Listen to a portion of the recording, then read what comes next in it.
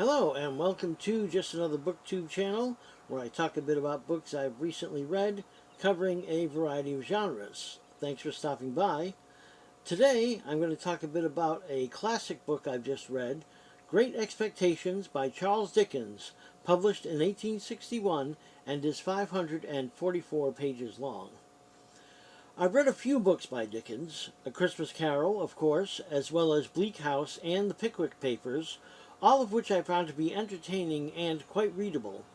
So since it was time for me to pick up another classic, I decided upon Great Expectations, as it has been cited by many as Dickens' greatest work. Now, while I did enjoy parts of this novel, I cannot agree with it being his greatest work. In fact, it's not even the best of what I've read of Dickens so far. The book follows the life from childhood to adulthood of a character called Pip. And also, like much of Dickens, this novel has a multitude of quirky side characters, many of whom I found to be little more than annoying.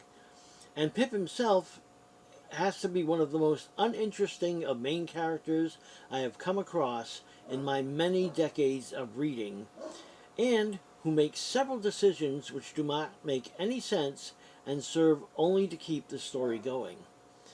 For example, Pip begins to receive an allowance from an unknown benefactor, which he is happy to receive until he discovers who the benefactor is. A disreputable man Pip met while he was a young child.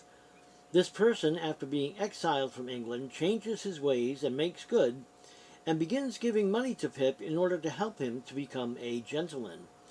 Pip's not wanting the money any longer after that discovery really makes no sense to me.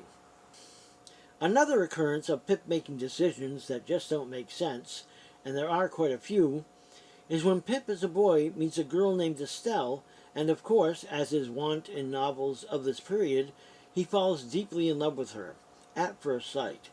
And no matter how poorly and abusive he is treated by her, he still adores her and believes he will marry her someday.